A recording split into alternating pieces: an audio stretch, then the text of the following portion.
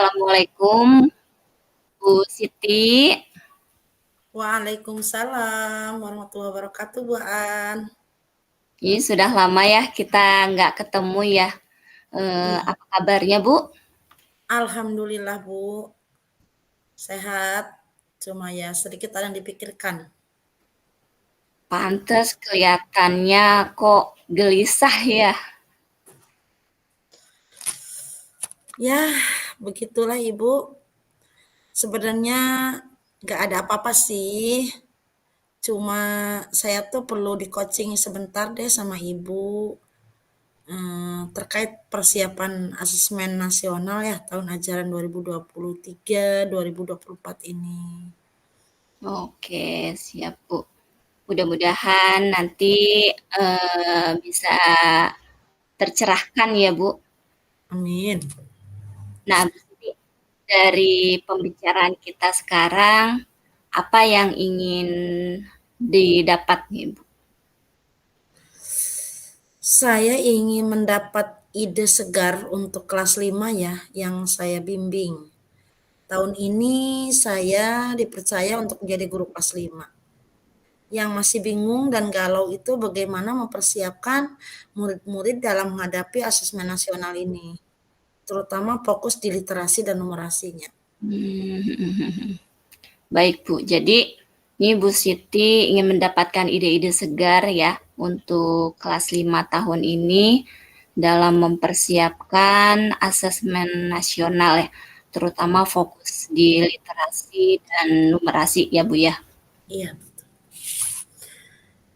betul Bu, karena jika murid-murid tidak dipersiapkan dari sekarang ya, khawatir gitu pelaksanaan asesmen nasional nanti murid saya tidak siap itu baik dalam mengerjakan soal-soalnya, memahami dari bacaannya itu gitu. Soalnya di literasi dan numerasi itu kan sekarang banyak deskripsinya ya, banyak bacaan-bacaannya gitu. Jadi saya tuh ingin anak-anak saya tuh paham gitu apa isi bacaannya, apa maksud dari soal tersebut. Karena soal asesmen nasional itu jujur bentuknya berbeda-beda, tidak sama seperti formatif atau sumatif itu beda. Jadi untuk soalnya tuh ada yang bentuknya isinya tiga, tiga maksudnya lebih dari satu gitu. Ada yang satu saja, ada yang dikaitkan atau dihubungkan, dijodohkan gitu dengan garis. Banyak sekali sih ya. Jadinya dengan itu saya tuh apa ya, kayaknya harus harus dilatih gitu anak tuh. Oh iya ya, Bu Terus ya. di sini juga di alat juga sama sih di alat juga apa ya, pokoknya intinya banyaklah yang saya pikirkan gitu. Oke, baik, Bu. Terus nih menurut pengamatan Bu Siti, untuk mempersiapkan murid-murid menghadapi asesmen nasional tersebut itu bagaimana?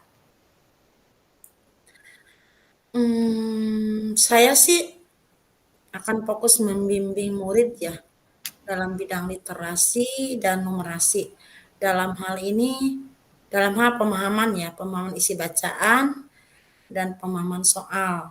Itu Oh, sih fokus saya ya. Dan dari segi ini juga apa sih cara menggunakan IT-nya. oke, Bu. Jika ada skala angka nih, Bu, dari 1 sampai 10, Ibu berada di posisi mana, Bu? Sepertinya saya berada di posisi 5 ya.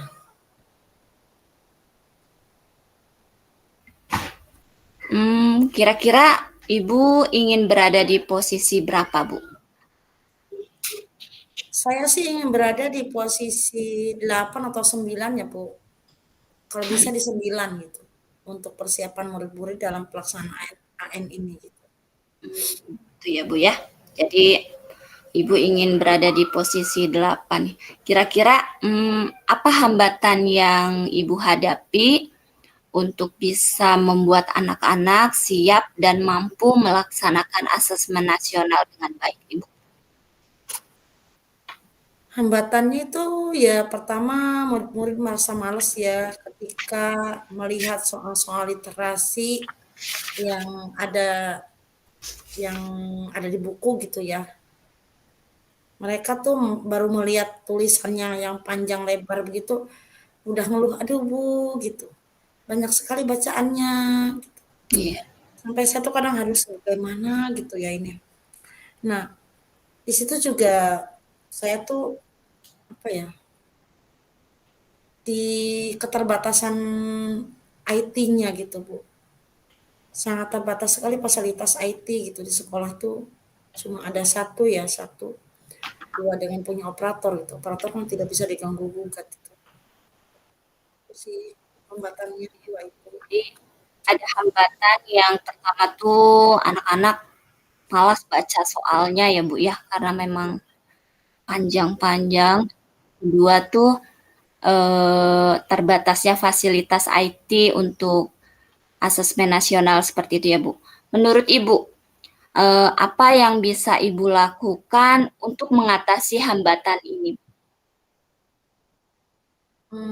Untuk bisa mengatasi hambatan tuh saya tuh kalau bisa saya akan membuat murid-murid itu bisa memahami bacaan dan soal-soal literasi dan numerasi, bukan hanya yang di buku ya atau yang hasil cetakan gitu.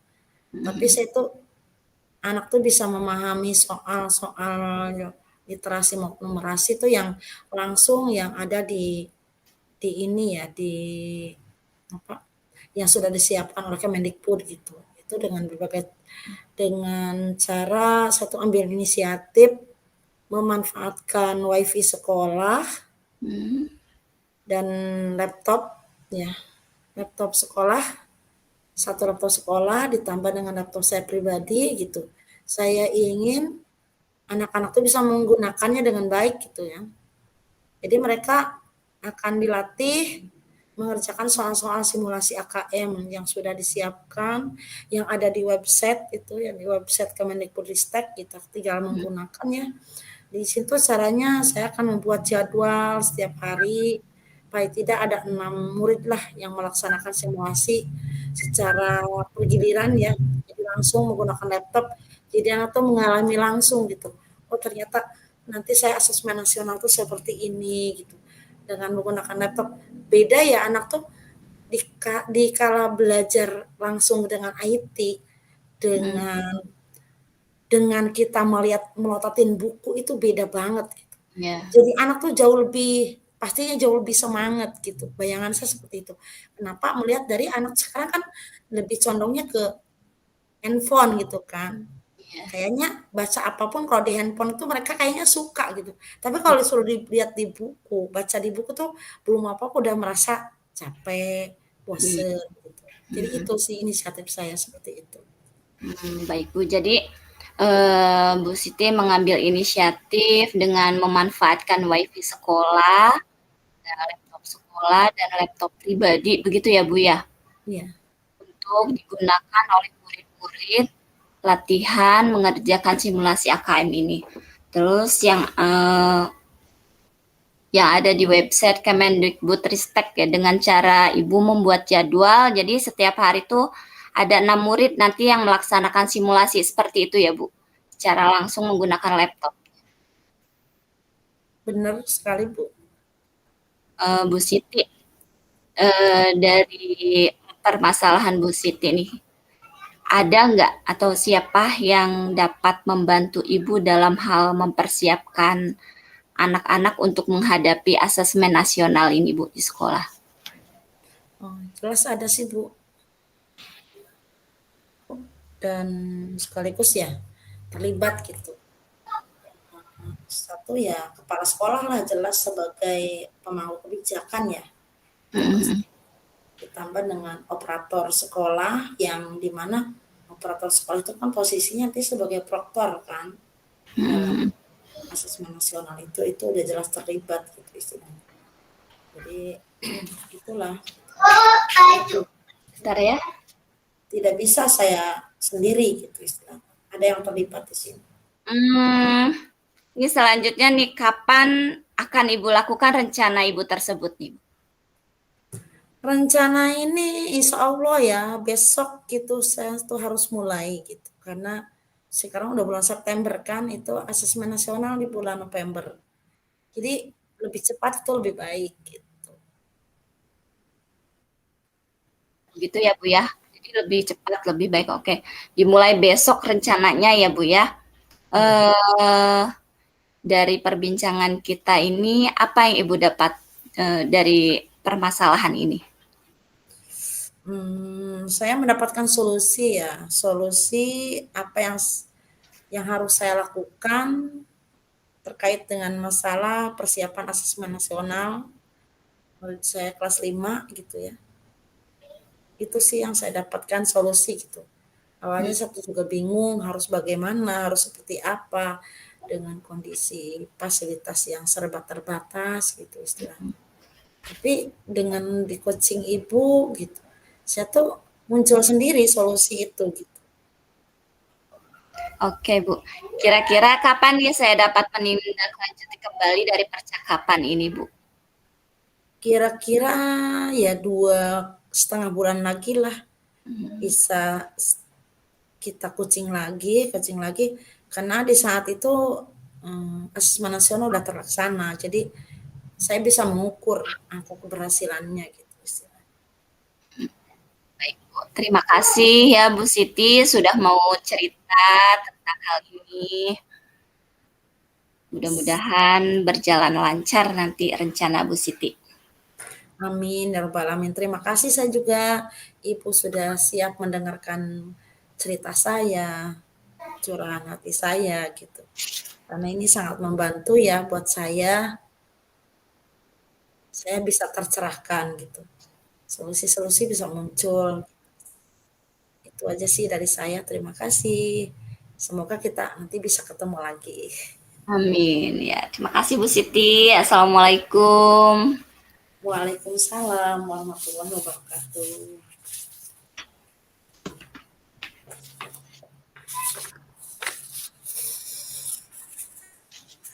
Assalamualaikum warahmatullahi wabarakatuh, Bu Aan. Waalaikumsalam warahmatullahi wabarakatuh, Bu Siti. Apa kabar Ibu, sehat? Alhamdulillah sehat, Bu. Kabar Ibu gimana, sehat? Alhamdulillah sehat luar biasa. Si dedenya gimana? Sehat?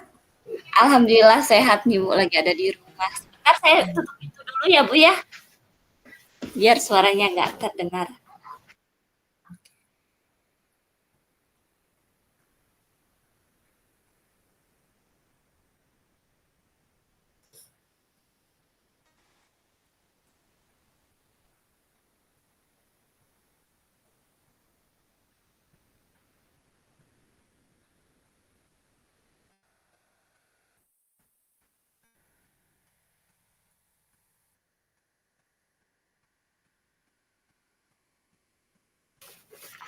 Maaf, Bu Siti. Gak apa-apa. Iya. Bagaimana kabar Bu Siti? Sehat? Alhamdulillah sehat. Alhamdulillah ya, Bu ya. Iya. Ini Ibu gitu bisa ingin ketemukan di layar kaca ini pasti ada tujuannya lah. Ada apa nih? Iya, Bu. Betul, Bu. Ini saya mau cerita. Saya kan tahun ini pegang kelas 1 ya, Bu ya. Siswa kelas 1 ini hampir 90% itu anak-anaknya belum bisa baca tulis, Bu. Eh, tidak seperti tahun yang kemarin itu yang belum bisa baca tulis tuh hanya 20%, Bu. Oke, jadi tahun ini Ibu tuh memegang kelas 1, Hmm, tapi hampir 80% anaknya itu belum bisa baca gitu, bisa tulis gitu, kebalikan dari tahun yang lalu. betul, Bu. Begitu Berbeda ya? sekali dengan tahun lalu itu. Hmm. Kira-kira Ibu Aan mau dapat apa nih dari percakapan kita ini? Saya ingin anak-anak yang sekarang ini segera bisa baca tulis dan dengan lancar ya Bu, karena ini sangat berpengaruh sekali dengan kegiatan belajar mengajar, di mana siswa harus memahami materi yang diberikan oleh guru. Seperti itu Bu. Betul sekali ya Bu, karena jika anak-anak itu ini tidak bisa tulis, susah juga ya untuk memberikan ini. Terus menurut Ibu, menurut pengamatan Ibu untuk bisa membuat anak-anak itu bisa baca tulis dengan waktu yang tidak lama itu bagaimana ya?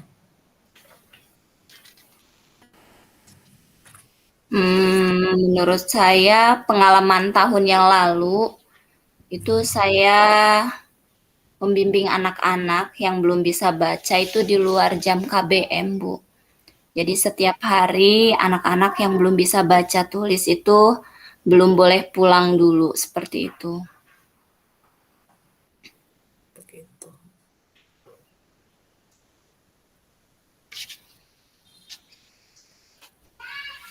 Oke, jika ada skala angka nih dari 1 hingga 10, Ibu tuh berada di posisi yang mana ya? Sepertinya saya berada di posisi 5 ya, Bu. Kira-kira Ibu Aan ingin melihat perubahan di angka berapa ya? Saya ingin mencapai angka 8 ya, Bu. Jadi untuk adanya peningkatan dalam hal baca ini. Apa hambatan yang Ibu hadapi ya untuk bisa membuat anak-anak itu lancar baca dan tulis? Nah, ini dia nih, Bu. Jadi saya tuh ada 2 hambatan yang saya alami. Pertama, kadang-kadang anak ini tidak mau dibimbing setelah pulang sekolah karena melihat teman-temannya tuh yang sudah bisa baca pulang terlebih dahulu. Jadi anak-anak kadang nggak mau dibimbing setelah KBM.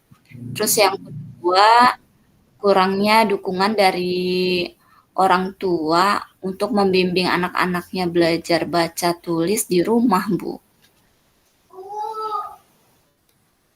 Oke, baik. Jadi ada 2 hal ya yang menjadi hambatan untuk Ibu melakukan ini. Iya, Bu. Apa yang bisa Ibu lakukan untuk mencapai anak-anak bisa baca tulis dengan lancar? Saya sih rencananya mau buat bimbingan belajar baca tulis, Bu. Sesudah jam belajar seperti tahun lalu. Tapi ini diikuti oleh semua siswa kelas 1. Ya, sehingga anak yang yang tidak merasa pulangnya. Jadi anak-anak tuh merasa dia pulangnya tuh tidak ditinggal oleh temannya. Dan untuk anak-anak yang bisa baca ini mau saya jadikan tutor sebaya untuk mengajari teman-temannya baca juga. Lalu yang kedua, saya akan berdiskusi atau kolaborasi dengan orang tua murid, Bu. Terkait ini, meminta kerjasama untuk bisa membimbing belajar baca tulis di rumah. Begitu, Bu. Baik, jadi Ibu melakukan 2 hal. Yang pertama mengadakan bimbingan setelah pulang sekolah ya. Dan yang kedua itu berkolaborasi dengan orang tua murid untuk meminta agar membantu putra-putrinya belajar di rumah gitu ya, tentang baca tulis. Benar sekali, Bu. Terus kapan nih akan Ibu lakukan 2 hal tersebut? Inginnya secepatnya, Bu. Besok sudah dimulai. Oke, dimulai besok ya rencananya. Nah, dengan rencana-rencana Ibu ini yang jelas pasti ada pihak-pihak yang terlibat ya. Kira-kira siapa saja sih yang terlibat dalam rencana Ibu ini nanti? Ya, selain orang tua murid tadi, saya juga ingin meminta bantuan teman sejawat. Jadi karena memang ini jumlah anaknya banyak, Bu. Kalau saya pegang sendiri, khawatir bimbingan ini berjalan agak lama. Jadi kalau saya bisa meminta bantuan teman guru yang lain, bisa mempersingkat waktu anak-anak juga tidak lama belajar baca setelah pulang sekolah ini. Begitu, Bu. Iya, iya, iya. Lalu apa yang Ibu dapatkan nih dari percakapan kita hari ini gitu? Iya nih, Bu. Sekarang agak lega ya saya jadi mendapatkan solusi apa yang harus saya lakukan terkait masalah kelas 1 yang banyak belum bisa baca ini, Bu. Terima kasih ya, Bu Siti. Sama-sama iya. Nah, di sini kira-kira kapan ya saya bisa menindaklanjuti kembali dari percakapan kita hari ini? Kapan ya?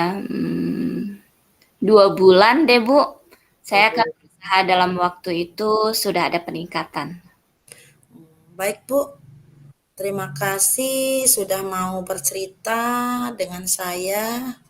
Karena dengan Ibu bercerita ini juga menjadi refleksi buat saya, menjadi pencerahan juga buat saya juga. Sekali lagi saya ucapkan terima kasih Ibu udah mau curhat dengan saya. Iya, terima kasih Bu Siti. Sama-sama. Saya juga berterima kasih kepada Bu Siti udah mau mendengarkan cerita saya dan alhamdulillah saya mendapatkan solusi yang saya anggap yang saya bisa saya lakukan untuk masalah baca tulis anak ini di kelas 1, Bu. Terima kasih ya Bu Siti. Sama-sama Ibu. Assalamualaikum. Waalaikumsalam.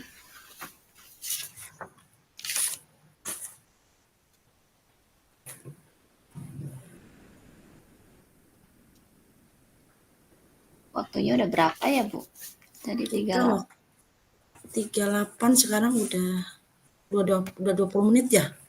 Iya, Mau diulang sekitar lagi nggak? nggak usah Kan kayaknya cukup deh, Bu. udah cukup ya? Mhm. Kan tadi 30 menit ya? Iya, apa diskusi ini aja, Bu, refleksi. Refleksi, ayo. Emang refleksinya didiskusikan juga, tidak diisi. Udah 30 menit ya, Bu? Iya udah, kita udah 30 menit. Iya, Itu langsung refleksi aja ya. iya, Di situ di-download apanya? Udah kita refleksinya yang kemarin kita tuh ya. kita isi ya. Nanti ini rekamannya kita matiin ya. Nggak usah dulu, Bu. Gimana ya? Eh, Yang saya diulang lagi deh. oh mau diulang? Tadi kan ada suara anak kecil. Nggak apa-apa, kayak nanti diedit sama saya, Bu. Apanya? Dipotong. Oh, nggak apa-apa kayaknya. Mau Iya, diulang? iya ta.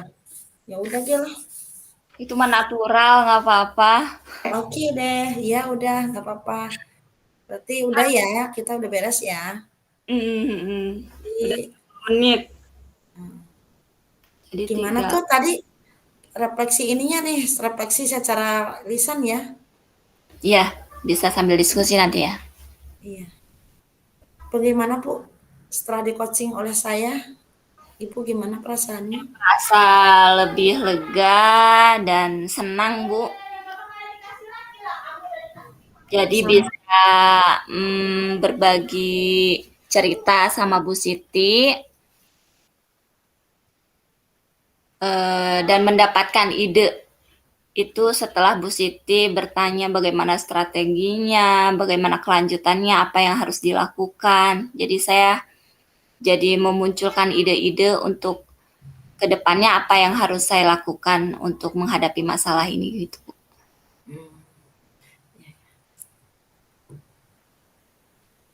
bagus mah. Kalau Bu Siti, gimana nih perasaannya setelah di coaching oleh saya? Perasaan saya senang, lega gitu rasanya ya. Mm-mm. Jadi semacam tercerahkan gitu kan. Tiba-tiba tadinya yang agak sumpek gitu, jadi kayak plong gitu, jadi kayak solusi itu datang dengan sendirinya gitu. Intinya apapun itu gitu kayaknya kita tuh butuh butuh sharing ya, butuh Iya, orang lain gitu.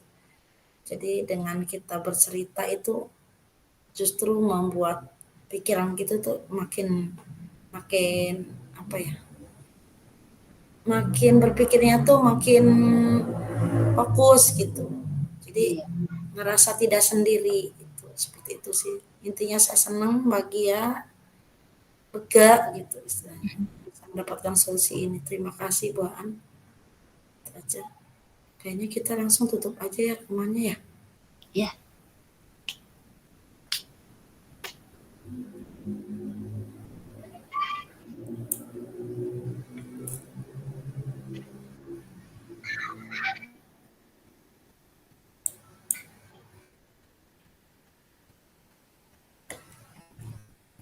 nanti tersimpan otomatis nggak di laptop Ibu? Iya sih. Nanti kirim ya ke saya, biar nanti saya edit deh.